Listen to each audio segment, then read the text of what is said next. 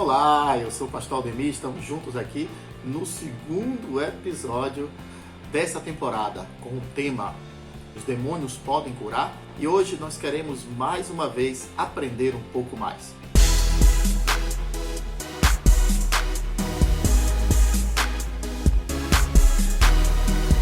Como você já sabe, a cada episódio uma revelação, uma reflexão, uma resposta. E óbvio, esse é o seu Aprenda Mais, a sua faculdade em pequenas doses. Mas lembre-se do que sempre nós falamos, não tire nenhuma conclusão sem assistir aos 3 episódios. Com certeza, se você isto fizer, você vai estar bem mais alinhado espiritualmente e teologicamente também.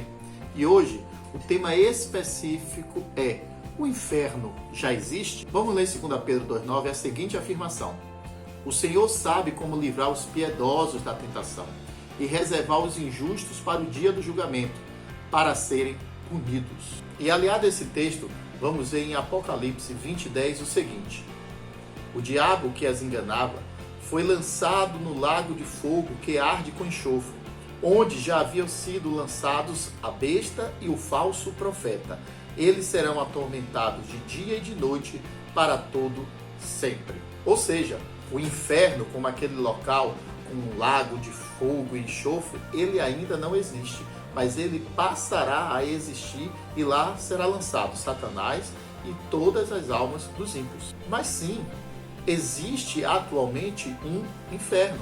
Esse inferno é onde as almas mal estão aguardando o julgamento para então receberem o seu corpo e irem para a eternidade no lago de fogo e enxofre. Mas existe um local sim, onde as almas estão aguardando o juízo final, e é um local terrível, ou seja, é o inferno em sua etapa atual. A palavra traduzida para o português por inferno vem de Geena, que era o local onde, na antiguidade, os judeus apóstatas, eles lançavam os seus filhos em sacrifício, queimando ali seus filhos vivos. Isso ficava ao sul de Jerusalém, num local chamado Vale de Rinom. E quem recebia esse sacrifício era o deus pagão Moloque. E finalmente o rei Josias, ele colocou um fim a isto. Ele transformou aquele local em um lixão da cidade, de forma que ali eram jogadas carcaças dos animais que eram queimados de dia e de noite. E com isso, sempre estava ali um fogo subindo e descendo, além de vermes sempre comendo aquelas carcaças. Então, isto já era uma alusão ao que será o inferno. Aquela ideia hollywoodiana do diabo com um garfo, espetando as pessoas, dando risada delas, sendo o chefe do inferno, olha, isso é algo de ficção, né, hollywoodiana. Na realidade, não será bem assim. Até porque o próprio Satanás e os demônios estarão lá sofrendo também eternamente. Então vale a pergunta: o diabo vai governar o inferno?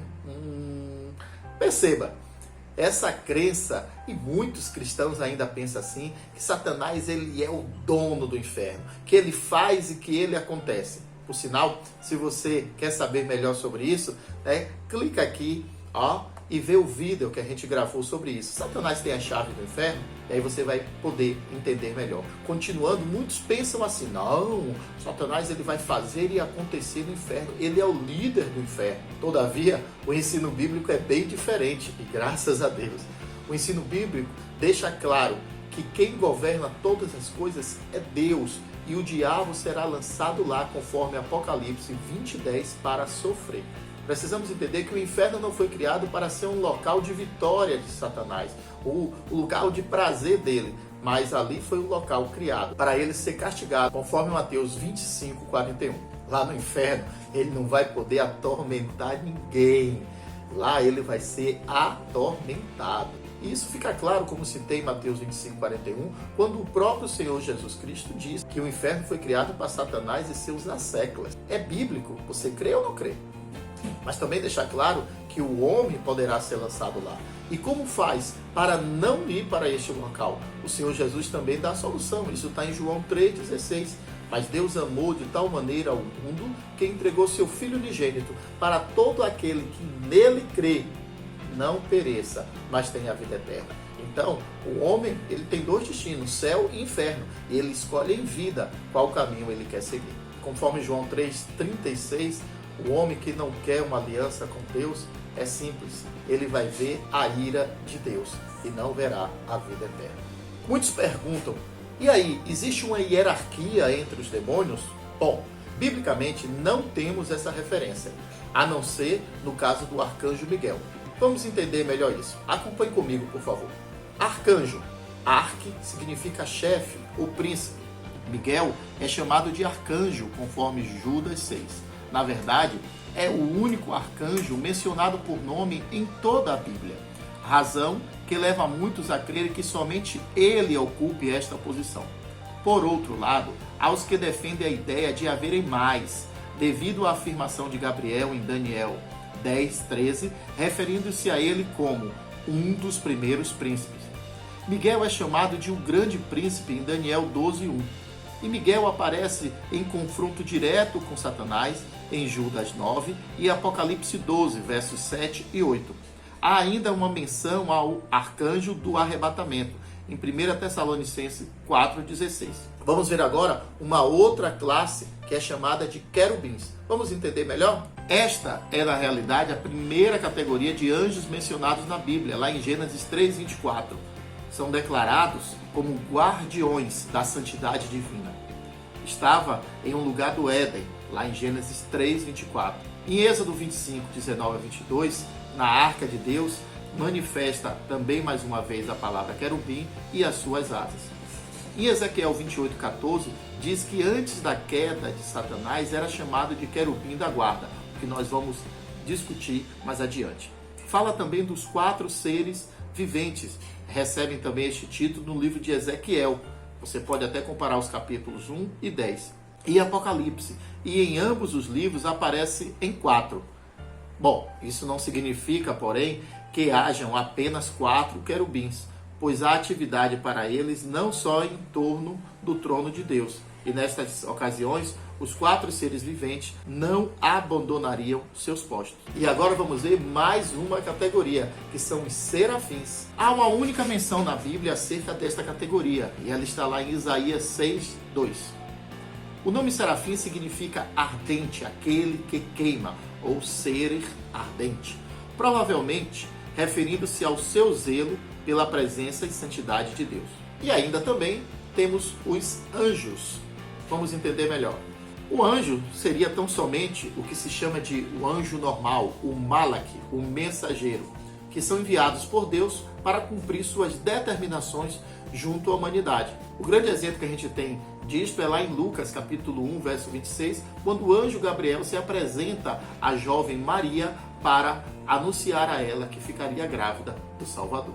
Baseando-se assim nesta hierarquia, muitos acham que os demônios também têm uma hierarquia. Assim como tem arcanjos, serafins, querubins e anjos, entre os demônios também deveria haver uma hierarquia. Porém, em Mateus 12, do 24 ao 29, o Senhor Jesus declara que Satanás é o líder, é o Beelzebul, ele é o principal dos demônios. E somente isto aparece em relação a essa hierarquia. Muitos afirmam, e talvez vocês estejam aí dizendo, mas isso não vai falar sobre isso? Olha, Ezequiel 28 fala a respeito de uma visão e que muitos atribuem como sendo a queda de Satanás. Nós não vamos entrar nessa discussão nesta temporada, porque alguns teólogos também defendem que não passou de uma visão, de uma alusão. Então não vamos tomar aqui isto como ponto de discussão para a nossa temporada do Aprenda Mais. Vale ressaltar que na década de 1980 surgiu o conceito de batalha espiritual, onde vários grupos de pastores se reuniam e passaram a dar cursos aí pelo mundo todo. E aqui no Brasil não foi diferente, tendo seu apogeu na década de 90. E em cima deste conceito, eles determinaram sim que existia uma hierarquia e até desenharam essa hierarquia. Tinha Satanás e debaixo dele haviam 6 governos que governariam os 6 continentes. Alguns até dizem 7. Eu outrora tinha aprendido que seriam 7. Eu até perguntei para a pessoa que na época me instruía, mas como 7? Não tem 7 continentes. E a pessoa disse, tem sim. América, Europa, Ásia, África, Oceania, Polo Norte e Polo Sul. Eu disse, mas os polos agora são continentes? Então, baseando-se nisso, esse grupo disseminou essa teoria dessa hierarquização demoníaca, onde cada um desses demônios eram responsáveis por um continente. Por sua vez, viriam outros abaixo dele que seriam responsáveis pelos países, outros abaixo desse responsáveis pelos estados, outros pelas cidades e até chegando às ruas, avenidas, becos e tudo mais. E em que se baseavam isso? Principalmente nas entrevistas feitas aos possessos, aos demônios que se manifestavam em pessoas que estavam sendo libertas. Mas eles também utilizam a passagem de Daniel 10 para dar validade bíblica a esta teoria, quando lá fala do príncipe da Pérsia. Mas há uma corrente teológica que diz que esse mesmo texto que se refere ao príncipe da Pérsia poderia ser demônios que viviam, habitavam ali dentro do palácio, induzindo o rei a tomar decisões erradas, como aconteceu com o próprio rei Davi e também Salomão, entre outros. Um termo que aparece também é anjo das nações. No Antigo Testamento, em Daniel 10, aparece esse termo. No Novo Testamento também aparece, veja aí as referências, porém com o título de principados. De forma bem pontual, a equipe do Aprenda Mais acredita sim que existe uma hierarquia nos demônios, mas não da forma como alguns estão dizendo. Mas essa hierarquia seria tão somente pelo fato do diabo ser imitador de Deus. E se Deus tem uma hierarquia, o diabo também a copia. Independente disso, o que interessa é que Satanás ele tem sim uma atuação no planeta.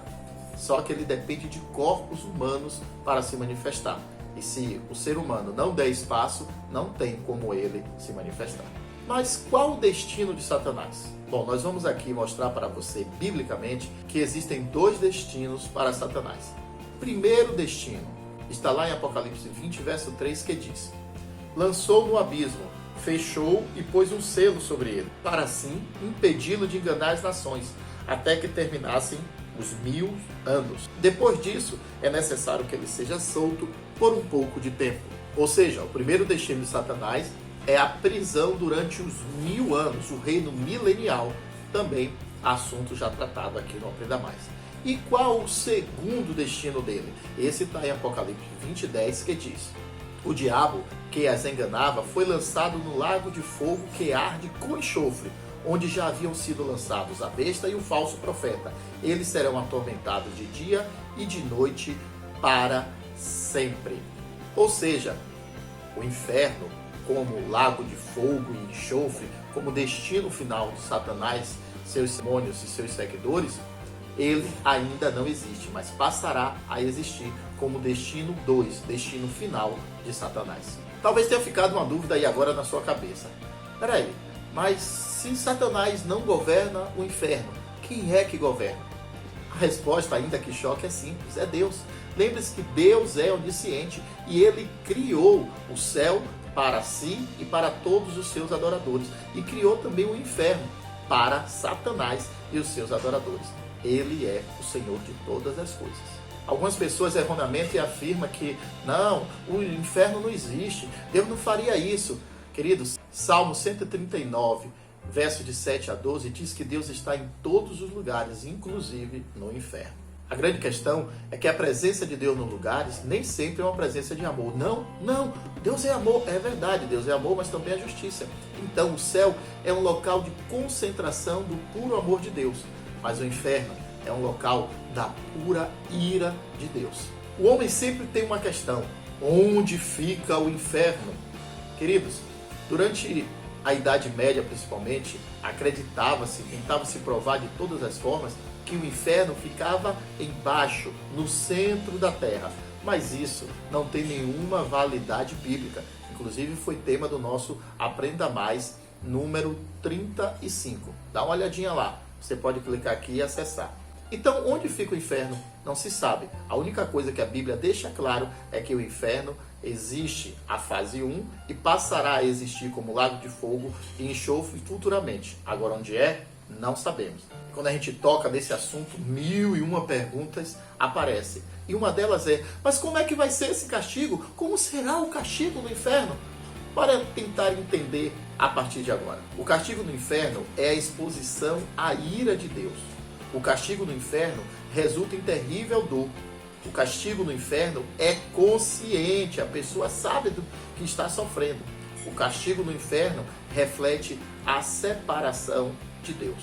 Vamos agora tentar entender o inferno no seu estado intermediário e final. Quando os homens morrem, eles entram no estado intermediário. Se for uma pessoa que morreu aliançado com Deus, a sua alma vai para o céu e o seu corpo para a terra, virá pó, onde um dia será ressuscitado. Se essa pessoa morre sem uma aliança com Deus, a sua alma ela vai para este inferno intermediário e o seu corpo também irá para o pó, onde esperará o juízo final, onde o seu corpo também irá esperar o grande julgamento. Ou seja, a primeira fase é quando há a separação entre corpo e alma. Ou seja, a grande diferença entre o estado inicial e final é só uma, a ausência do corpo. No estado intermediário, seja do ímpio ou seja do salvo, só é a alma. Já no estado final, aí sim com o corpo. Vamos falar agora de algumas opções que são dadas aí por diversas teologias ou teorias, muitas delas não cristãs, a respeito do destino final do corpo. Presta atenção. A primeira é reencarnação. Tem sido a visão mais popular. Os que ensinam essa concepção nos dizem que temos múltiplas e sucessivas vidas. No túmulo de Allan Kardec tem o seguinte lema: nascer, morrer, renascer e progredir sempre. Esta é a lei. A Escritura não ensina a reencarnação. Antes, a Bíblia afirma: aos homens estará ordenado morrerem uma só vez, vindo depois disso o juízo. Hebreus 9, 27. Outra teoria é chamada de materialista, naturalista. Este grupo, embora menor, tem forte expressão. Eles nos dizem que não temos alma, que somos apenas corpo e que ao morrer deixamos de existir. Tomando as Escrituras como autoritativa, encontramos o Senhor Jesus dizendo: e não temai os que matam o corpo, e não podem matar a alma. Temei antes aqueles que podem fazer perecer no inferno a alma e o corpo. Isso está em Mateus 10, 28, de forma muito clara. Uma terceira linha são chamadas de universalista. É a teoria exposta de uma maneira bem simples no livro A Cabana, da editora Sextante, 2008, cujo autor é William Paul Young. Eles ensinam que no final todos que estão no inferno serão salvos e o inferno esvaziado. Por pensarem que todas as religiões conduzem a Deus, entendem então que todas as pessoas serão salvas. Porém, não é isso que Jesus ensinou. Na verdade, a própria morte de Jesus é o sinal de que apenas alguns serão salvos. Isso a gente pode conferir em Mateus 20, 28 e em Marcos 10, 45. Também disse Isaías, ecoando em Paulo: ainda que o número dos filhos de Israel seja como a areia do mar, o remanescente é que será salvo. Romanos 9, 27. A quarta linha, chamada de purgatório. Esta doutrina é muito conhecida e é esposada pelo catolicismo romano. A não ser o fato de um livro apócrifo chamado de 2 Macabeus, no capítulo 12, verso 46, ter uma passagem que dá a ideia do purgatório, as Escrituras não reconhecem tal doutrina. O que ela ensina? Basta verificar o que está escrito no Catecismo Católico, nas páginas 1030 a 1032. Uma passagem diz assim: os que morrem na graça e na amizade de Deus, mas não estão completamente purificados, embora tenham garantido a sua salvação eterna, passam, após a sua morte, por uma purificação, a fim de obterem a santidade necessária para entrarem na alegria do céu. Veja que essas definições dogmáticas elas foram proclamadas ainda no século 12, 13 e depois em outros séculos. No Concílio de Lyon, em 1274, no Concílio de Florença, em 1438, e no Concílio de Trento, em 1545. E por último, nós temos o que chamamos de aniquilacionismo. É a crença de que os incrédulos não irão sofrer eternamente no inferno, mas que, após algum tempo, serão extintos e deixarão de existir. Embora homens de Deus como John Stott tenham crido nessa doutrina à luz das Escrituras e da história da igreja como registrado nas confissões, a posição cristã tem sido de que os ímpios sofrerão eternamente no inferno. Perceba o que diz a Escritura. E o diabo que os enganava foi lançado no lago de fogo e enxofre, onde está a besta e o falso profeta. E de dia e de noite serão atormentados por todo o sempre. Apocalipse 20:10. Ou seja, não tem como ser aniquilado. E então, gostou do que aprendeu hoje? Está valendo a pena? Será que outras pessoas podem também acessar esse material? Podem. O que é que você faz? Você pega o link que está aí e compartilha no seu grupo de WhatsApp, faz referência lá no seu Instagram, onde você tiver mídia, faça referência a esse vídeo. Garanto que as pessoas também vão gostar de ouvir. E aí, você concorda com o que foi dito aqui? Escreva, comente, você tem liberdade para concordar ou discordar. Nós estamos em um ambiente de maturidade cristã. Mas para amanhã eu tenho uma pergunta, que é a final. Será que os demônios têm poder para curar? O que é que você acha? Amanhã a gente vai encontrar na Bíblia resposta para isso. No mais, espero que você tenha gostado, que compartilhe, que comente. Se ainda não é inscrito no canal, se inscreva já, se inscreva hoje. E um beijo no coração.